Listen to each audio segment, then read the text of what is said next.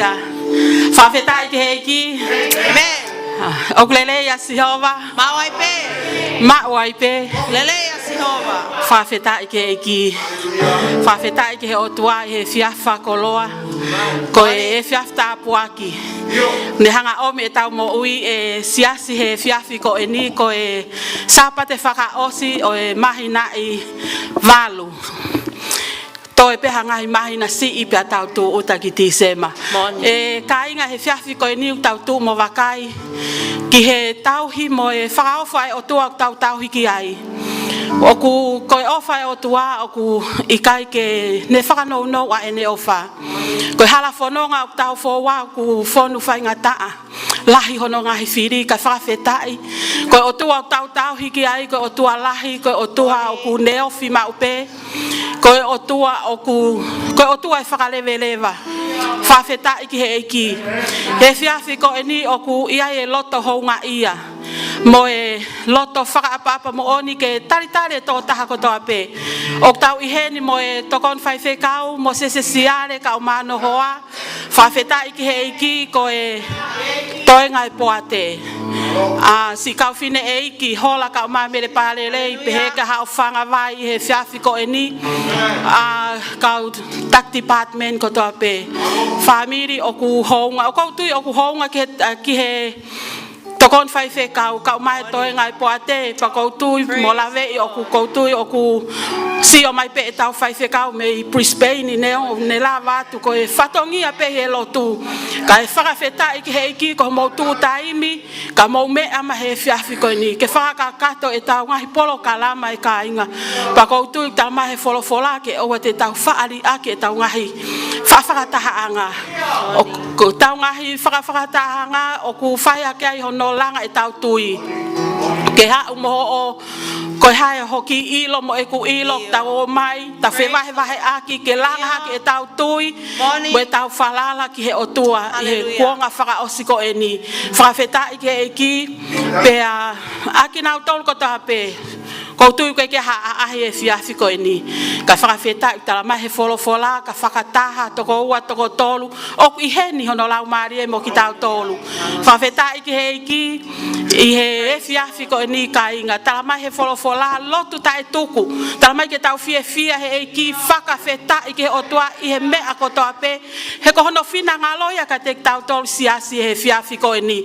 Aki nau tolu, nau mea mai I he ata mo elea, mau tari whia mo tolu I wafa si sukalaisi fa ame hoko e feohi ko eni ko e tapuaki ko langa hake ke te tau tolu ko toa pe kainga e whiawhi ko eni amana ke tau whaia e fuaki li ho o wahe hongo fulu ho o mea ofa ko hae mea tuku he iki ho loto whai aki ho fuaki he whiawhi ko eni oku ko otua ne hanga afio I mea ko toa pe ne afio I ho loto ne afio I ko hae mea mau ho nima whai aki ho fuaki he whiawhi ko eni whakawhi e toko taha te ke ne unu mai o tānaki mai tau mea ofa.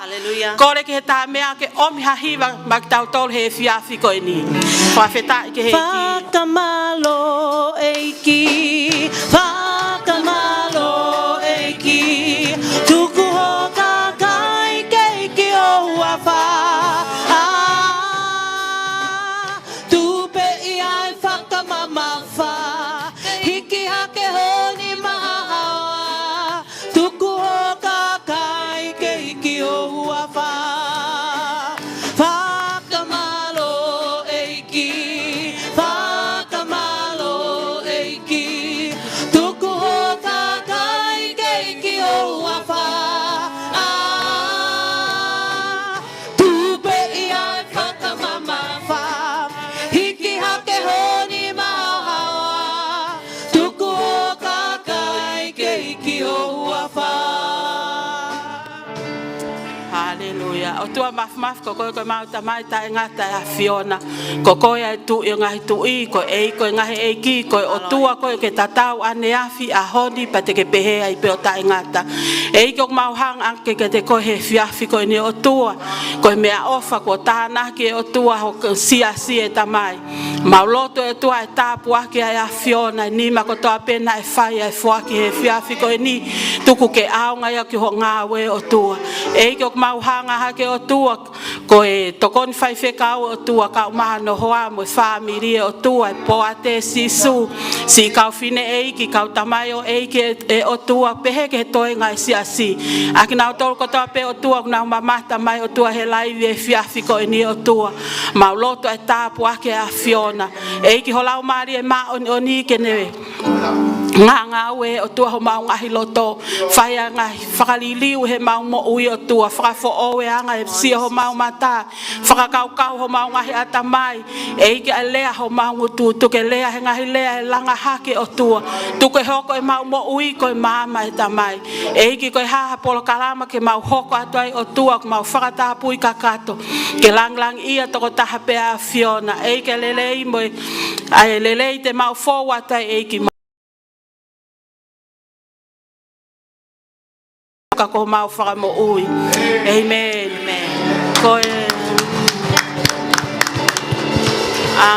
kataki pe ki he whine mātu a ke mo kataki pe o ki nofo mahen ke whai tau ki whakataha no pe i he tuku ai lotu.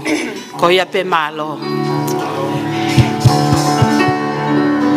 Amen. Church, God is good. All the time. And all the time. Amen. As we begin our praise and worship, I ask that you rise to your feet this evening. Joshua 1 verse 9 says, "Have I not commanded you, be strong and courageous. Do not be afraid. Do not be discouraged, for the Lord your God will be with you wherever you are." Amen, church? So I ask, even though there's empty seats tonight, I ask that you go around, shake hands with one another, and welcome your neighbors into the house of the Lord. Amen?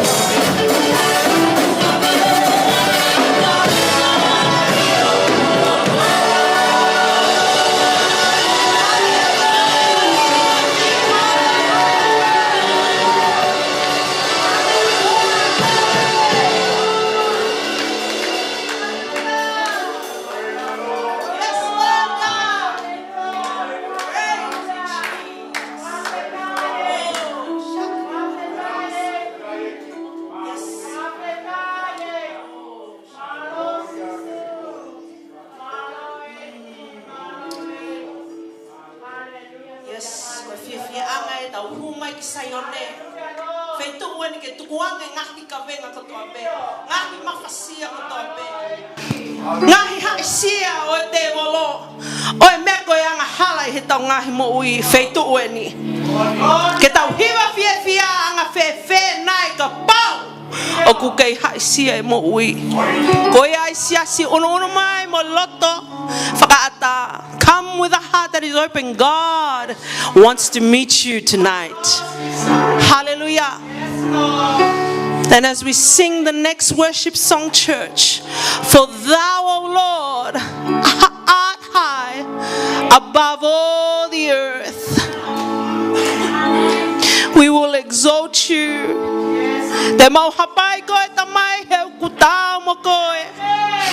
We will lift you high tonight, Lord Jesus.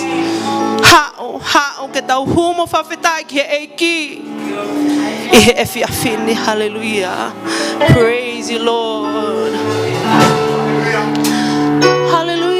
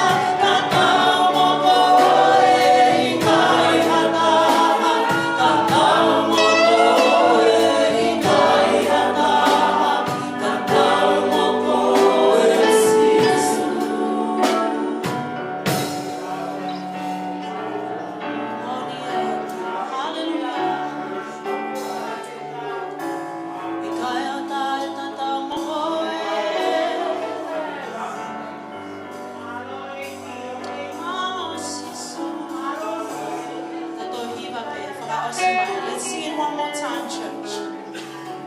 Jesus, this is all about you. Mauhiki ho whawhai ki ke mau matawe mo mai mo'i. I he whare o ta mai koe whawhai o e ki o mau matawa. Tautoi hina pēr. Sisu I kai a koe ta.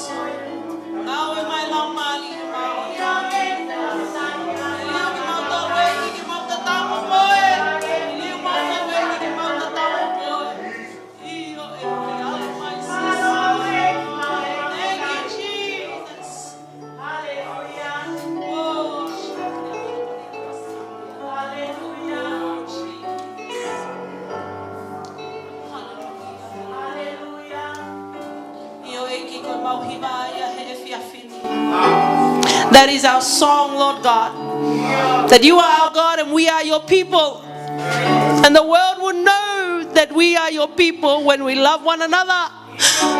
Because you first loved us. That is the story of the gospel. And we are so eager, Lord God, to hear from you tonight. Father, fall afresh on your people tonight. Touch your people afresh tonight, Lord God, as we hear from your word. That is the truth, the way, and the life. Father God, let us be changed today. We give you glory, Lord. We give you thanks. We give you honor. We give you, oh Lord God, every breath in us. You deserve the highest praise. In Jesus' name, and all the saints say, amen, amen. be to God. Hallelujah. You may take your seats.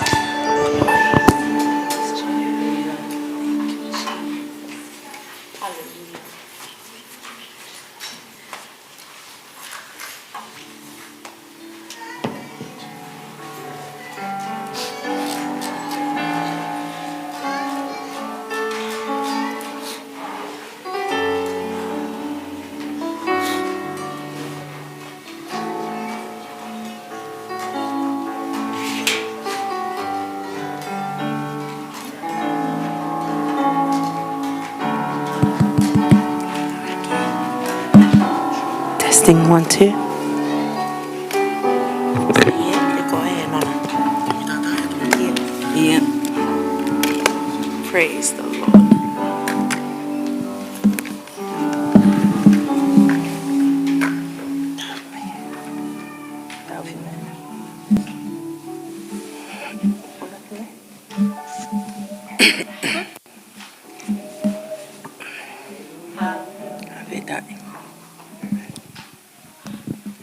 Hallelujah.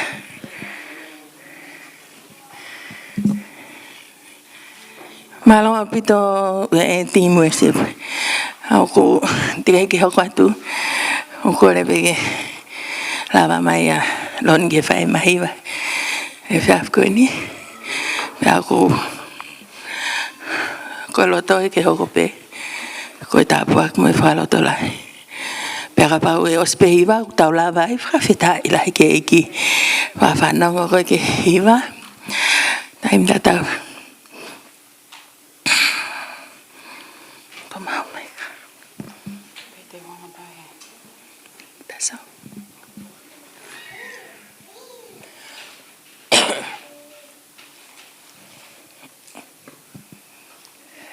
Frafeta.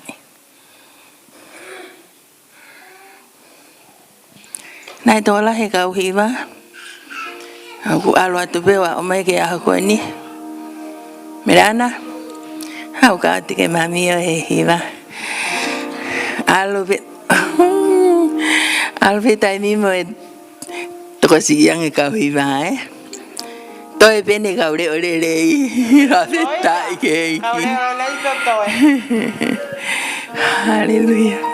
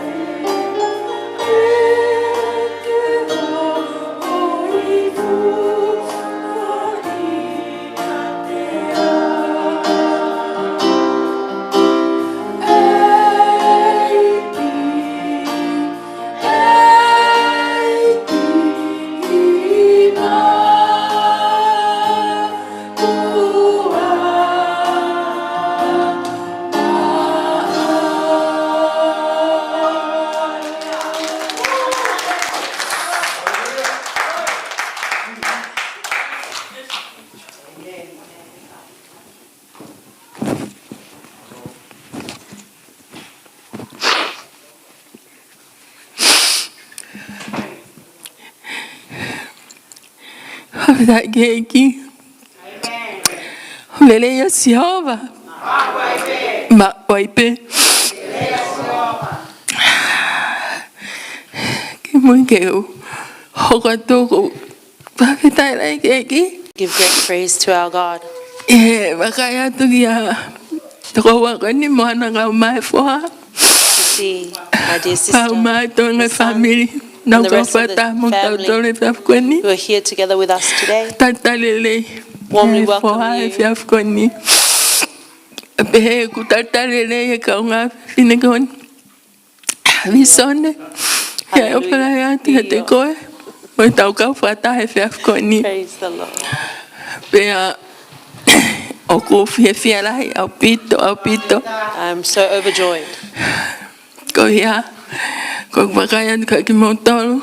Tau ka fata he fiafkoni. We're here together. Hange ko talitali na fahi he kaunanga. Like the welcoming that Sister Meleana shared this evening.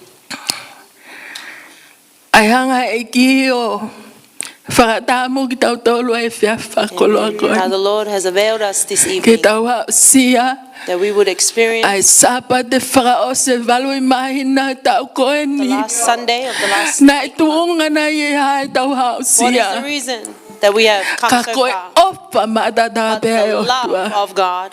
True. Pea oku honga ia ko tau loto. And we appreciate it so much. I don't know about you. Ka Hallelujah. te au honga lahi ki hoku loto. Amen. Morning. Mo ui nei fau I whainga tā lahi. Me a ko toa pē whakatungi ai mo ui. Many hardships. Whakawhetai o ku kei sātai pē sātai. But God is still Te sovereign. kiriri ui hataimi. He never changes. Pea ko fia lahi ai he And fia I'm so koeni. grateful this evening. Ne ngoko ki taimi no nei tuku mai ki For whai ai those e. short Ai. time. Whai ai to whatongi ai fia koeni. Ko hape mea te wao ki a hika ko ia pē. Pea ko whawhetai lahi ki Praise the heiki. Lord. O ko to matu ko whakatapu ki he. A whia e o tuahi o tau loto My nga. highest respects to the presence of God that is here with us Pea mohono lau maari e. and His Holy Spirit O kuni anga tataki tau that tori. leads us morning. Ka inga. Church. Praise the Lord. O kuia he mawhana make he mo ui. Ko ia ko e kumakai. Ko hai au. Ka neongo ia. Whai pē loto lahi ke tu. Ia e whakatapu ki he. Tokoni whai whekau. My highest respects to our Kau sister mahano a pia mohono and his whare. wife and their household. Praise O the tau Lord. kau whatahe whiawhkoen. Yes, who are here with us Neongo this kai ke evening. hene tau whai whekau. Although our senior Pe pastor kune is not wakai mai here, mono a pe kai kau tau if they whawhetai. are watching online, O whamalo ai. we give praise and give thanks. Moses iare kau maana sian. Here, O tau whamalo. Whatap ki he. Ngai whae ko toa pe ho tau sai o my ne. highest respects to all our Kau mothers maasi here, ngai tamai ko toa as pe well ho as all tau our sai ne. fathers, Whanau kau mai. our children. Tarawau pa mo fine mui ha Young man sia and e tau young whanau he woman. whiawhkoen.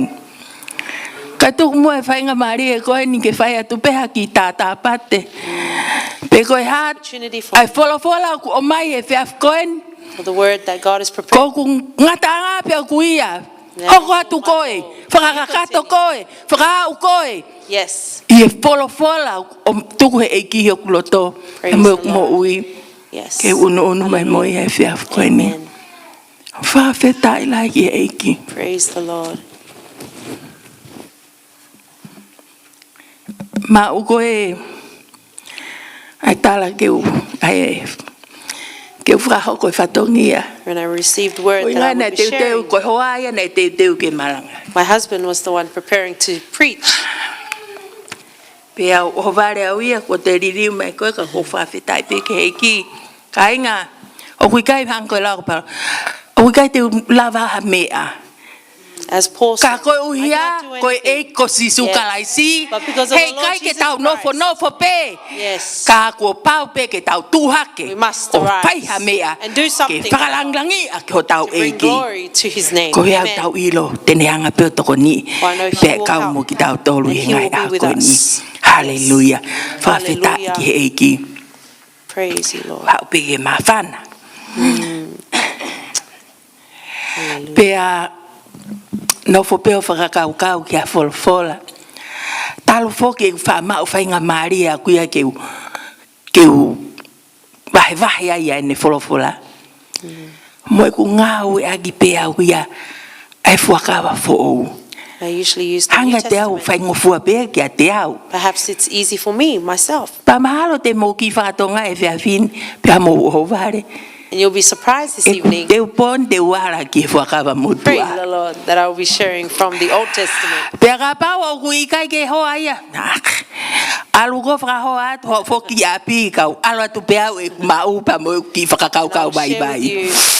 What I understand. Amen. From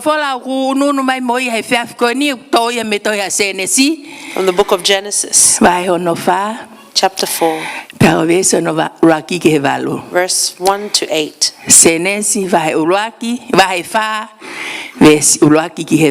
Genesis 4, verse 1 to 8.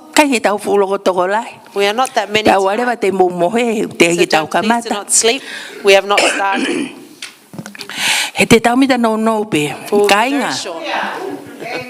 Io malo sikie kamata pegere mai ko me keresi ai pa foi emeni mai ana fa feta ilahi ke eki ore va pe ana ke lawa te folofola na nga pe ka to yokwat pe oku fa feta ilahi pe ke eki ko nga siasi talo e foki mai me tonga mo e from Tonga.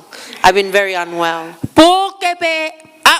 Mike koe feta ngeme akoe hoko mai langa ke tae ben me akoya mai ke ahon. Still coughing since our return to today. Ka ui kai ke tukai mo ui. But I do not waste away knowing that God is the same yesterday, today, and forever. And I find favor in it. For here tonight I am part.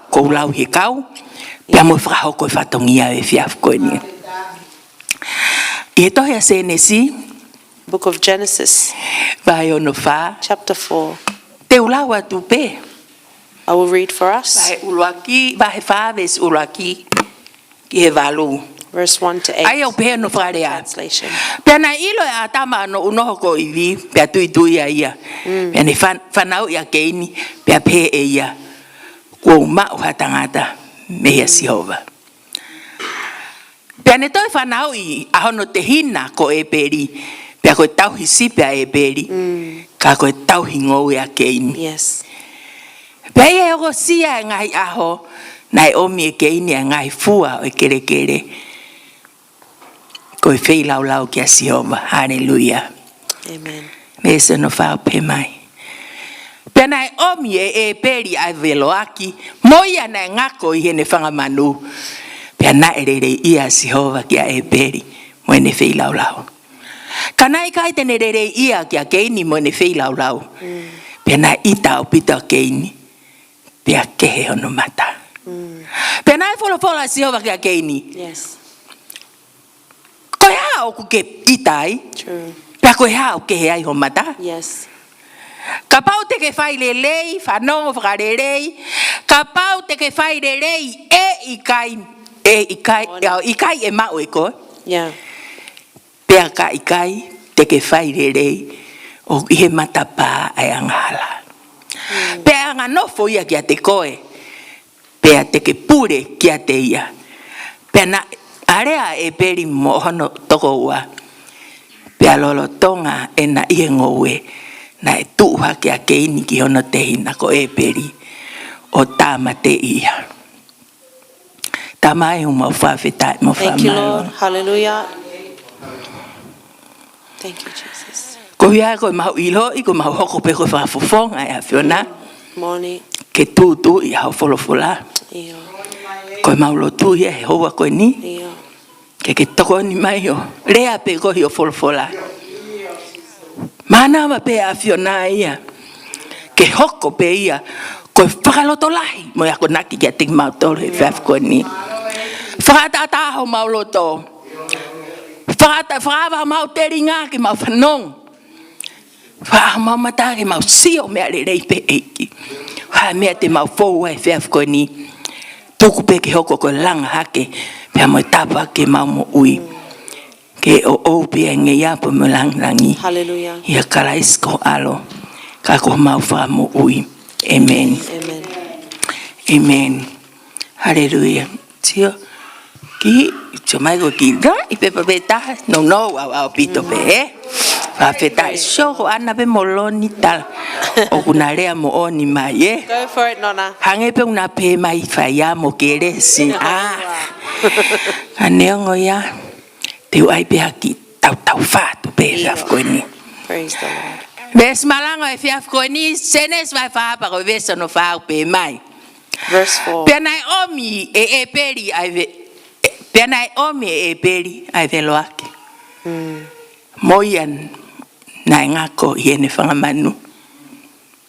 Pena ere ia Jehova kia e peri mo ene whei lau. Hallelujah. Senesi vai wha, bako ves wha. Whatokanga whanongo ke wholofola. Ke mahu inga maari e pe ki ho tau loto pe hoko pe ia. So that we can fully understand Ia the ki word tau of tolu. God. And I can encourage us Pena to see. omi foki e peri ai veloaki. And Abel also brought an Moia na ngako iene whangamanu. fat portions from some of the firstborn of his Pena flock. ere ia Jehova. Kia e peri. And the Lord looked with favor Mo on ene Abel whei lau. and his offering. Hallelujah. Hallelujah. Koe tau kapa be kia sene sibia mahino kia tau loto. Koe uluaki he mea kotoa pe. Genesis is the first in all. Uluaki he mea kotoa pe. First in all. Uluaki he whatupu. First of creation. Ulaki he whanau ye. O mai ulaki he tangata. Ulaki he whewhine. First in the creation of a man. Ulaki he and the creation tuituia of a ye woman. vehe polofola na tau lau. First in the woman that conceived. Ulaki he angahala. First in sin. Mea kotoa pe ya senesi. Koe uluaki. Yes, everything that's in Ke Genesis whakamahino. Koe the kamata first anga time. ia. to ensure to us that this was the beginning. Pea ku tau whawhetai. And we Koe au pray- meke wholofola pea tau whatoa ngai ai. We need Koe to ulaki notice. tuituia he uhai he wholofola. Here is the first pregnancy in the Pea Word na of God. ulaki o mai ai pua he manawa. O iwi pea mo atama. And through Eve and Tangata Adam, koe niko keini. Their firstborn was Pea Cain. na whakarea rewa. Ko mao ha tangata mea Jehova. Yes, for a man has come forth with the help of Ka God. veinga e fiafi ko ni o pe mai. My theme for this evening is O ku fefe ta fei lau lau ke Jehova. how is our Ie ngai offering au koe ni. to God today? O ku fefe ta tauhi ke Jehova e ngai au koe ni. How is the way that we serve God today? Whakatatau pea mo he wholofola. Yes. Hoko mai e. Tau tala noa whanongo pea tau mahinoi. Ai tala noa o sene si me kamata anga. We need to listen and Pea understand the umai koe story of ni. Genesis from Koe the beginning. uruaki whakatupu eni. And here is Pe the koe uruaki first, tu ia. Yes. Nai oange ki he hoa o or Atama. the first seed that was given to the wife of Adam. Pea o mai e uruaki ko keni. And the first was Cain. Pea o mai e ua And the second ko e peri. was Abel. Ko keni Cain, ko ia na e. Ta toka nga i e ngowe. he was a garden keeper. Ko e peri. Abel, Ko ia i tau hi whangamanu. he kept livestock, a shepherd. Tau sio pea tau wakai ange ki he. Tala noa pea mo e wholofola e fiafi ko ni. And we see Ai mahino ki o tau loto. that we would Mea understand ko tau pe te tau whai. everything O ku we iai e do. totonu ia ki tau tau ke whai e tau whai lau lau ke Jehova. There is a right within us to Pea give koe offering whai to lau God. lau te tau whai ke Jehova. And whatever offering or Koho tau sacrifice we're rerei giving taha pe ia. must be the very best. Koe ulaki pua pe. Koe Very mea pe. Ke le lei taha ke ave ia ma Whatever is the Jehova. very best must be given unto. Taimilahi e tau mo ui. Many times in our lives, O ku iai e mea ia ku rerei ke whai a ke whai lau lau. there are things that we need to Toi use sio for sio our holo ki offering, tau tolu ia. but we question Toi ai e kai ave peki mea koe. and we try and Tuku reason. mai e. And we say maybe just give a Hey, part and leave some. io he kai ke mai ilo i mai hotoho wa pe ko fai fe kau. Perhaps your brother. Ka o ku ba kai ma si hova ia. The Lord, but Ai mea God nai hoko ki he ngo te ina, what ko has tau te ina happened? koe ni. to these two brothers. And what happened? Tala noa pe folofolana tau whanongo ki ai. As the word of God says, Lolotong na e o mai e keini ne whailaura. Rak whailaura when uen. Cain brought his offering, O mai e keini ne whailaura pe ave ke siova. and he brought it before the Lord. Pe au mai ke tau ves malanga e whiaf koini pe tala mai. This verse Pe says, nai omi e peri. Ai veloaki. and Moi ana ngako. brought an Ye ne offering. whanga manu. He brought the fat portions from Toki some. pe mai rewa iai ai. Firstborn. Pe ana e rei ia sihova. And then it says, I the e Lord, whailaurau a e peri. the Lord had favor upon Abel and Siang. his offering. Nai ku asi mai pe he konga ki mua. Nai raki whailaurau keini. We see in the beginning that Cain Kai brought his toki ha offering koe vese first. hoko. And the next Na kai ke verse, pe mai ai pe nai whehia. Pe nai rei ia. it doesn't say whether it was good or Kanai. bad. O te whailaurau whanongo ki he whailaurau a e peri. Na e o mai e o whoki ai mea na e ngako. Ai a koe lelei taha ai au e He peri. brought the fat Ko portions tau of the tui pe ko firstborn of his flock. raki pua e ni oi o e ne tauhi mon manu na ne hau moia ke o atu kotoa pe He masihova. brought the very best for God. Harewa mena hoko. But what happened Pe mai after? rewa pea na e rere ia sihova kia e peri. The verse says, and the Lord Mo had ene favor whailaurau. upon Abel and his offering. Taimilahi e tau mo Many uisio. times in our life, E o mai pe ke ua pe mea there will kotoa, always be two options ke tau brought wakai forward. ki ai. That we Ka ke could see. whakatoka ngā iangi. O ku pie mau ia, ke tau mau pe e tukunga loto rerei. Yes. Kou hinga ke ha. Ke oa na kovi e taha, ka sai e taha. But we need to have Ai the pe right ke attitude. rerei whakatau osi pe. But both should have been very Ko good me and ai au ku pleasing. lea mai kai e wholofola e That au is what koe the word ni. of God is speaking to Ko hinga today. ko ha. Ka uku ke whai ha mea ko If you do so- fia pe ko ia. Wakai ki he whoha o moana o ku vainga. Whailau e mo ui ko te Yes. whai e te vainga o te whailau pe Praise the Lord. ki he eki hotore rei Hallelujah. taha pe. Yes. E hanga rewa e ki o tāpua ki e God te will mo bless ui. you when you give him Hau your te very whai best. whetai. Aki nau tolu kau ngā ue. Aki nau tolu pēr mo ki Those who tau work. tolu pe i lotu Yes, whare and all of us here, Taimi lahi e tau whenga. many times in Ke our tau whai ho tau efforts, rerei taha we i try ngā to do our eki. very best for the Ka Lord. kuto hau pe ki re o ia mo pe. But there's always Ai another pe. voice that says, Pea oh, osi don't ko do ia, that. pea e hange ko lau e polo e pia ko ni. And then it will Amen become na like ko our na tala scripture. mai. Na kai ke re ia e ki ai a Jehova ia e pe lau a ke ni. But the Lord was Ko not, nga ko ha. Na ane wa kai hi fo o ku kehe mata o ke ni. and he looked down. Tokanga fine matua. Yes, He because lolo tanga pe tau fia ku ke whakatonga ia ka mea kai rerei ko kehe re wa Yeah, mata o. you'll notice Me something ai au ku ilonga pe me au whai ngofua ke tau ilo can happen off. Fie mau e tau mo ui ke tau papapaui. Yes. Ko e tau sia hikuna. Yeah, we need O to tau look sia in tau victory. sia lelei. We're Tau looking sia with tau sia goodness. mea ko tape. O Yes. tau sia ko ke tau te sia. That when we Aki see a sia things, ku negative ngai yes, a we ko don't ni. see with Ka negative tau eyes, sia pe aki sisu ka lai. but we see all in the eyes of He ko mea Jesus. ia to e kehe ai ho tau But mata. that is why O hange our ko faces keini. are different and He not feo ia downcast. Jehova ia. And the Lord asked Cain, Ko au kehe ho mata. yes, why is your face Te kai ka pau na ke downcast? whai rerei. Te ke fia te ke ilo hono rerei. You did he? not do Ko what me was ia ko tau acceptable. sio ko ia ko Would I ke not have mata been ko. pleased? Si atu ko to sayanga me aia. He? Si ange he? Ka tau fa feta i he ki. But praise the O Lord. hanga he folofola. Ako The ne word of kina mai God, tau mo ui yes, ke. teaches us. Ke tau ilo ki o te tau sio ko inga ke. So Ke that- pore i tau mo ui ke tau whai rerei Yes, mau it pe. is to urge us to Ko do me aku better. mahu inga. That is what's Ko important. hinga ko ya ke oa te tau to sia ita holo. So that we Tai mi pe cannot ku be fai e angered. hola me arerei. Tau pe via ko to pe ai. If Tau somebody fa fetai does ko to. something, praise Me the aku fai Lord. ana me arerei. Pa fetai ke heki. Yes, hallelujah. Ko e anga ia tau mo ui i he kuanga ko ni pe mo Yes. kuanga ku. Praise the Lord. Fai ngata pe pulai a bita ko vi he mama ni ko ni. Yes, there's so much evil Ka in the ko hinga world. ko tau ilo i ko e ha ho tau rerei ta. But what is the best that Ke we tau can fei do lau lau mo fai ke to Jehova. offer God Lolo tonga tau ke ma o e mana we mo whilst ui. we still have the breath of life? Pe au tau turi ke fai mau pe And we are rerei. pursuing to do it well. Siange. Fai pe e peri au no rerei ta. See, Abel did his very best. Te tau wakai he wholofola. Ia i pe mea. Sio tau wakai ke he taimina kalu se fai ho tau eki. See, when our Lord O was ka he akau crucified na on the to ton cross, moni lau ko to ta. Ia hu ha ke pega pa ko alo ta. Ka he ka mo I ko fa mo ma. Kai al ha ke to ta ko talang. Hey! Ai ke iloi na kai ke toto nuia ta sai tau ai na to pau pe toto nu pe ke he. Tau sio anga ki ai ko anga ia mo ui nga ia ko ni. Te tau to wa pe ala ke ki foi to ta ai ki foi me ke mere ai me ko ala ke kai ai pe ke tau fa to ngai.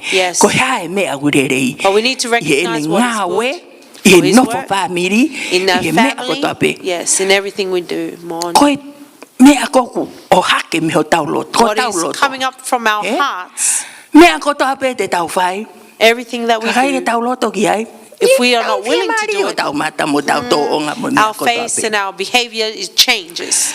ka ku fie ma ho taulo tu ku nga loto But we need the position of ko our tai me hearts. tau fai e tau fei And lau when we lau do our offering, tau fa give ka our ka pe fo offering, tau to ria ke tau fei lau lau ke o ma fu pua ka pe ko fu pulu ke When we fa ka say, fei oh, lau lau let's, I kai bring a fei lau lau i ho tau tai mi No, our fei lau lau i tau mo ui Our life. fei lau lau i tau fo aki Our fei giving. lau lau i tau ofa me Our ko to love. ape Hallelujah. pai ke Everything. haia o ku ke So that fei we lau can lau i show me ko to that ape you ho are mo ui offering i he everything tau you fononga o ku fai me Yes. tai mi ki ta ni te ngai a ko ni hallelujah. ko ka veinga o ia o e fia ko ni That is the theme ke of ne this hanga evening. whaka ai e tau mo That it would encourage ke tau us. ilo ko hae me au tau fai e So ngai we au would know what is fai it that ake we ho are tau doing kotoa today. Let us fai do ake ho our tau very lerei best. taha Yes. fai ake ho tau iwi mo tau malo Let hi us give all ko our inga strength e and hanga energy. Jehova tapu aki e tau For mo God will in turn reward merino us mo fe o fo fani me with ako peace tape and love mo tau for one ilo another. a Yes. ene ofa mai aki And we tau would tolo know His love for us. tala noa e vese ta Hallelujah. oe folofola Another verse in Airea our koe ni scripture koe says airea. today, Pena e folofola a Jehova kia keini koe Then the ha o Lord ku ke said to itai Cain, why are you pea koe angry? ha o ku ke he ai ho mata Why is your face downcast? ka pau te ke whai rerei If you do kai what e is mau koe right, will you not be accepted? koe mea no mau inga ke he tau mo ui This is so mo important for whakatokanga our i lives. ange rea Jehova To pe notice the Jehova words of God here. pea ka i kai te ke whai rerei If you do what is o right, ku i he matapa ai angala yeah. Or if whanongo not, kia yeah. o ku i he matapa ai Sin angala is crouching at your door, pea e anga nofo ia kia te koe and it desires to have pea you, te ke pure kia te ia but you must rule over it. whanongo a nge ke mea Listen to koe this. tau ki a matai varea pe We can hake be angahala foolish, hoka mai whiri and sin is o at the mai e door. mea ke sio ai ko ia That she would look at. o sai pe tuku e This is ai okay. e Do this. ta koe ko mea e o kai kerere But in the end, it is not what's right. whaka mahino e It Jehova is clear to us kia from God, keini i he fiaf koe ni as He tarangi said to Cain, pauna ke whainere pe koe if you did what was Ke right, mau. you will be accepted. ka koe no kou talatu But if you koe do anga not do hala what is na i right, matapa sin is at the door. ko whakaata pe kua osi As soon as teu you teu pe anga allow, hala ke humai yes, true. ka toi pehe pe Jehova And God said again to Cain, ka e anga nofo ia kia te koe yes, pea oku totonu ke tau pure ke it anga hala desires to have you, oku i but kai you koe anga hala e must pure ke tau mo overrule ui it. Yes, sin does ko not ki rule tau us. tolu oku pure ke anga It is hala us that he should koe tau rule nau pe sin. ke he sin kone no Hallelujah. uia Amen. pea ka ke yes Yes. whaka o whae Hallelujah. Praise the Lord. no pea mahi nongo pua No is ai should folo be folo clear. kure ma ke fiaf koe ni he e The kike scripture tau of ngai mo God to ui us today. Yes. ka mahi nongo ki tau tolu pai rea koe ka pau e kai te ke whaia koe anga hala na he matapa Yes. If you do not do what is right, sin is at your door. ka e anga nopo ia kia te koe And it will Peha, desire you. he kai ke tūmaha ne mea ana ka Yeah, koe but you o must- ka pau e ha te ke pure kia te Yes, ia but you must overrule it. whawheta i ke Hallelujah.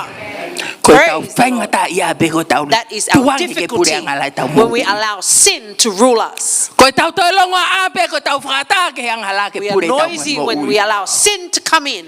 pea ka pau pe te ke pure ko i anga hala And if you overrule sin, kai pe ke It cannot. Yes. We will not live a life of quarreling.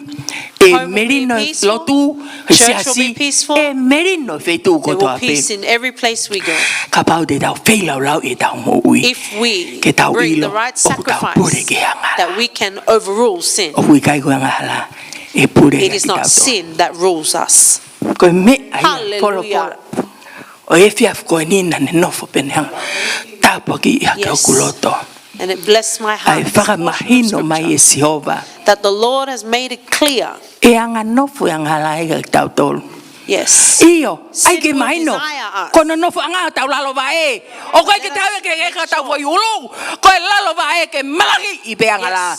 Sin needs to be under our feet. Yes. Hallelujah. Praise that we can overcome sin. Remember our emphasis verse for this evening, that it would teach us that we would know that our lives we need to bring the very best to God. Like the theme of this evening, well, how is your offering? Or how is your serving God? How is it that you face God today? We need to do it with our very best. Hallelujah. Praise the Lord. Hallelujah. Praise the Lord. Yes. Yes. We praise Him that He would stir our hearts so we know what's right to do. You know, there's nothing we do, church. You need to do your best. And if what you have is only small, but it is your best. Praise God. God will be pleased with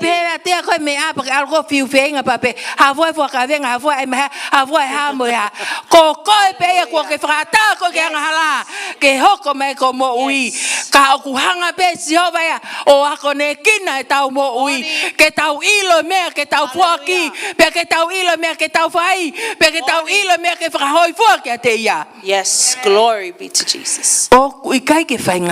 It is not difficult. But as we've heard,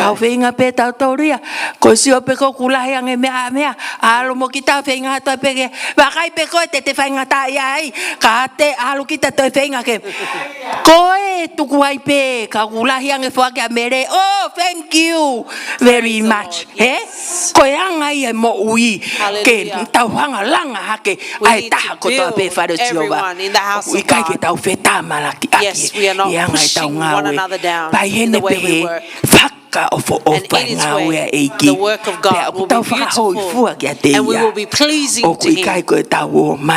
We are not coming to bring wrath to Him in bringing our offering. Yes, hallelujah.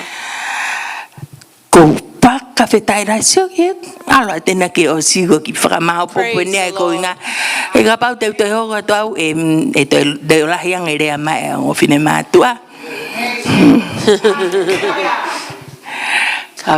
Hallelujah, Jesus.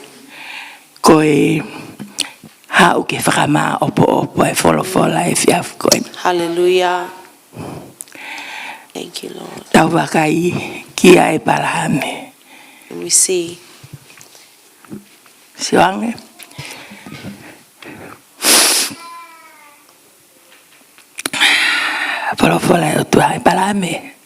God said to Abraham, Abraham, bring me your son. I believe if God was speaking to Sister Anna, God was speaking to me, I could not. But God spoke to Abraham.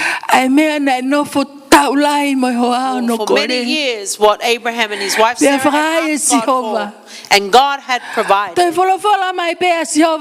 said again, Abraham, bring me your only son.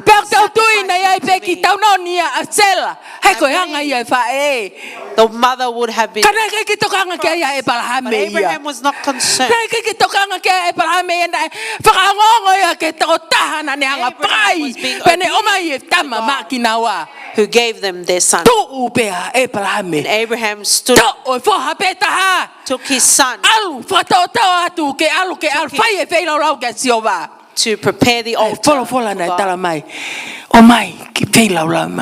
And he brought the wood, prepared it.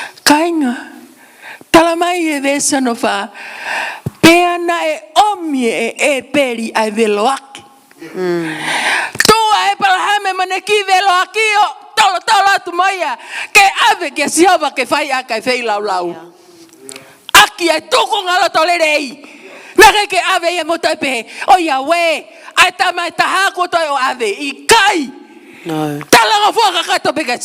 Abraham was fully obedient to God. And he took his son. And God then spoke. And then God spoke. Abraham.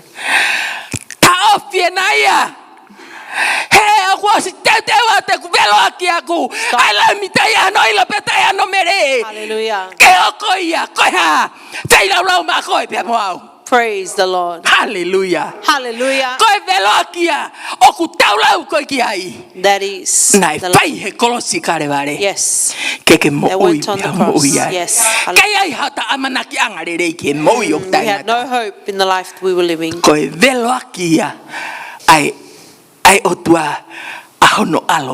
Yes.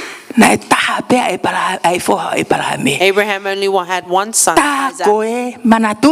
But remember, well, there would be no other sons for Abraham. But Abraham took his own.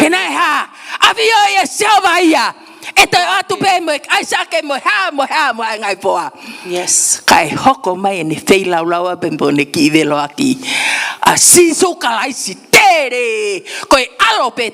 Yes.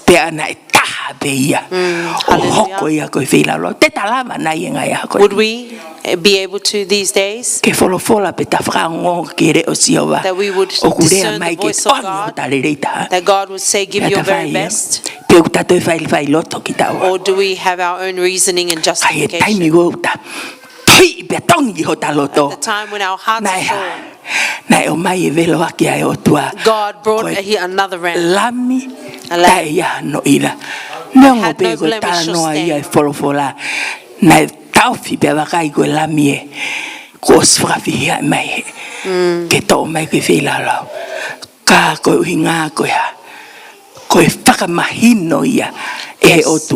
God was testing Abraham.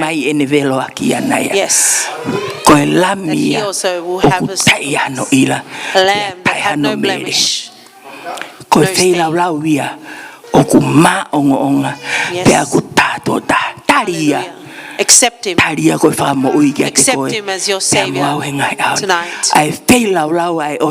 The offering of God, there is no comparison.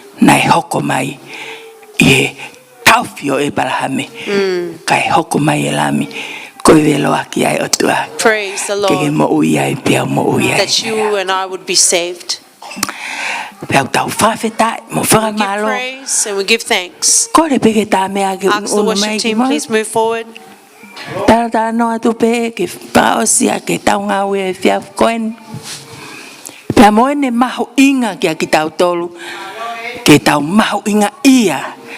Ke tau fei lau lau e tau mea koto ape. Ave tau fua o kulelei. Ave fua o kumahu inga. Ave mea lerei koto ape. E tau fua ki.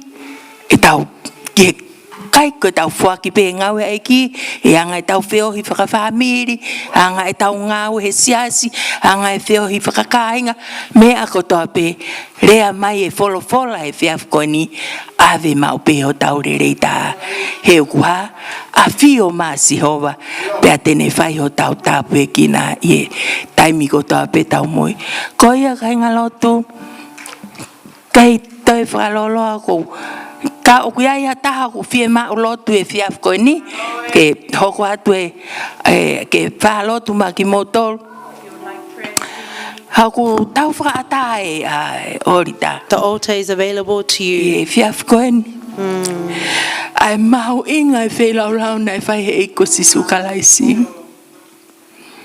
ai fe lau na ne fai he kolosi ko ia ko ko e pe moau ke ta mo uiai pe ta mana ki ki mo uio ta ngata fa ata ori dai hawa kon ka ga fie ma lotu ya hiri pe ko ia pe ko kore ki to kon fai fikau ki ne fra os mo ki ta to le fie af ko ni ta hiva mai pe hiva ko ni fa fitai. Listen while you yes, Lord. Can hear. Kainga. Tau whanongo ki rea e ki he fiaf koe ni. While you still can hear the Okune ui mai la ki tau tolu. Whatau tau roto ki tau hunu mai o. The Master. Ia fi mau hine mo ui. Me ai e fai ngata ke ki whawheta i sisu malo e ke ofa malo whawheta i la ke te koe e ki oh hallelujah tau whawhano ke me rea mai e ki e tau kei mau e tai ni mo whai mamari e hallelujah aku rea mai e ki ke tau tolu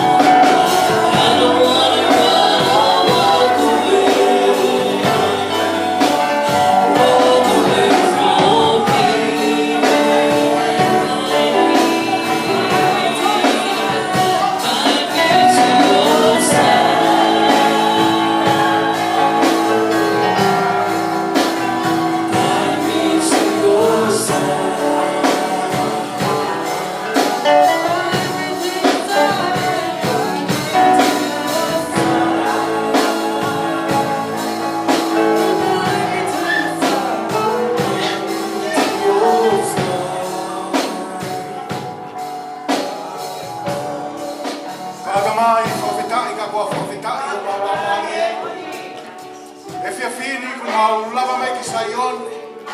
Ya mau whanongo ki here o ofa e a Fiona. Toi whakatokangai aki ho mau loto i e fia fini.